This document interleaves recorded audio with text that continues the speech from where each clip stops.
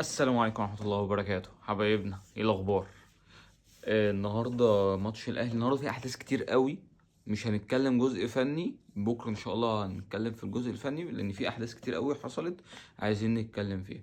طبعا النهاردة الماتش بتاع الأهلي كسب سموحة. مكسب يزعل أكتر منه يفرح، وده اللي كنت بتكلم عليه واتهاجمت فيه إننا ناخد حقنا في ضربة الجزاء. ما إحنا كسبنا النهاردة، بس هل أنت فرحان بالمكسب اللي حصل النهاردة؟ لأ، قولا واحدا لا. جون جه، جون في البلاس 90، جون بروح الفانلة الحمراء، بس برضو انت مش حاسس بفرحة. مش حاسس بان الجون ده يعني ايه. انا لما اجيب جون عشان احافظ على المركز الثالث واتساوي مع المركز الثاني اقلع التيشيرت؟ شفتهاش في حياتي. انا شفتها وانا بكسب بطولة، وانا بعزز صدارتي، وانا بجيب مكسب صعب، وانا اول او هبقى اول، انما مش مركز تالت. ده عمره ما كان موجود في الاهلي خالص. شابوه كبيرة جدا جدا لابراهيم عبد الجواد الزملكاوي الحقاني، اللي لما طلع النهارده وعمل انترفيو مع اوسكار مسكه نفضه. تعالى يا باشا، خده بالراحه كده. هو انت المفروض جاي تطور التحكيم المصري وتعمل كوادر، عامل لي ليه حكى المساعد بتاعك اجنبي؟ قام قعد اوسكار يلف ويدور، قام ابراهيم عبد الجواد مديله في وشه قال له اتجاه الدوله ومؤسساتها ان احنا نوفر عمله اجنبيه، انت بتزودها عليا كده، انت مش همك مصلحتي كبلد، كاتحاد، كلجنة حكام. انت مش همك مصلحتي تطلعليش كوادر. وفي الاخر بقى قام جايب له الحالات التحكيمية، طب ودي طب ودي طب وازاي دي، لحد ما اوسكار قال له انا لازم اقعد مع اللجنة ونقرر. نعم. هو انت مش قادر تحكم حاجة، مش قادر تاخد فيها قرار؟ النهاردة والله العظيم تحس ان الحكام اتفقوا عليه.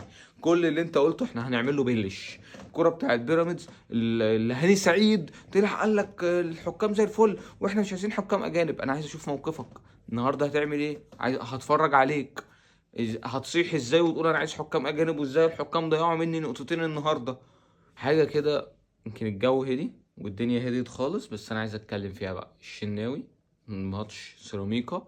بعيدا بقى عن اللي بيقول انه كان قاصد يضرب الحكم او كان قاصد ان هو يخش يجيب الحكم ويتكلم معاه، ايا كان نيته.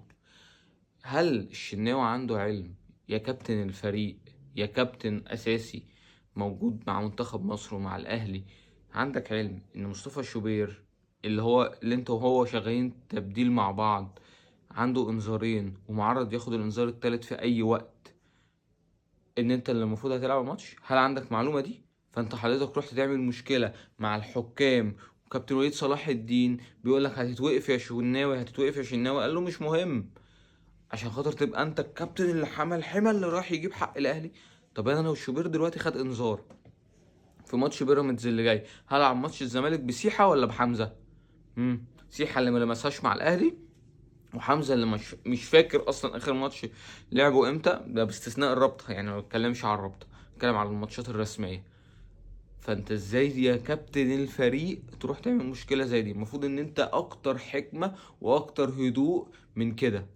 يعني على الاقل انت لابسها انك موقوف، ان انت هتتوقف. انت لابسها ماتش اتنين، هما بيقولوا ان العقوبة هتتخفض، الله اعلم هتتخفض ولا لا، بس انت لابسها انك موقوف. انت استفدت ايه وفدتني انا بايه بقى؟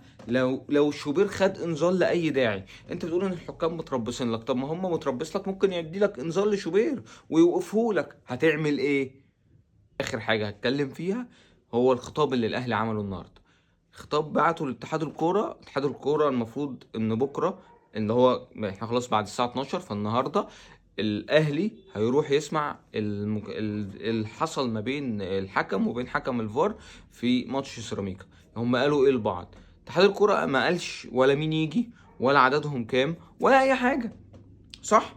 دلوقتي هو انت الاهلي قال له انت بناء عليه بتقول لي هات مين؟ انت مالكش دعوه تجيب سيد عبد الحفيظ. ده كله بسبب ايه على فكره؟ التسريبات اللي طلعت وقالت الاهلي هياخد مين معاه في اللقاء ده. سيد عبد الحفيظ واخصائي تحديد اصوات، اللي كانت مزوره ولا لا، اي ولا لا، ملعوب فيها ولا لا، كل ده بسبب التسريبات اللي طلعت. فطبعا اتحاد الكوره خد باله، قال لك انا مش هينفع يجي لي سيد عبد الحفيظ ويجي لي مش عارف مين ويجي لي مش عارف مين، فانا هما اتنين وانا اللي هحددهم، ومفيش موبايلات تيجي عشان محدش يسجل حاجه. كل ده بسبب التسريب اللي طلع. طيب اللي طلع التسريب ده غلطان؟ اللي عرف الاعلام مين اللي رايح ده غلطان؟ اتحاد الكوره ملوش انه يقول لي مين اللي جاي ما دام ده ما كانش موجود في البيان الاول او الخطاب الاول الموجه. ومش طبيعي ان حضرتك تبعت لي خطاب الساعه 12 او تطلع قرار الساعه 12 بالليل. يا عم انا خلصت ماتش ونمت، انا بناء على ايه هشوف خطابك؟ فالاهلي قال لك لا انت مالكش دعوه، انا متمسك بان سيد عبد الحفيظ هو اللي هيروح وهو اللي هيجي يحضر الجلسه بتاعه الاستماع اللي المفروض انها يوم الاحد اللي هو النهارده الساعه 12 الظهر في مقر اتحاد الكوره. هنشوف الحوار ده هيخلص على ايه. خناقات كترت ومشاكل ملهاش داعي. فنتمنى اتحاد الكوره يهدى، نتمنى كل واحد ياخد حقه مش اكتر من كده. في النهايه ده رايي، عايز اسمع رايكم.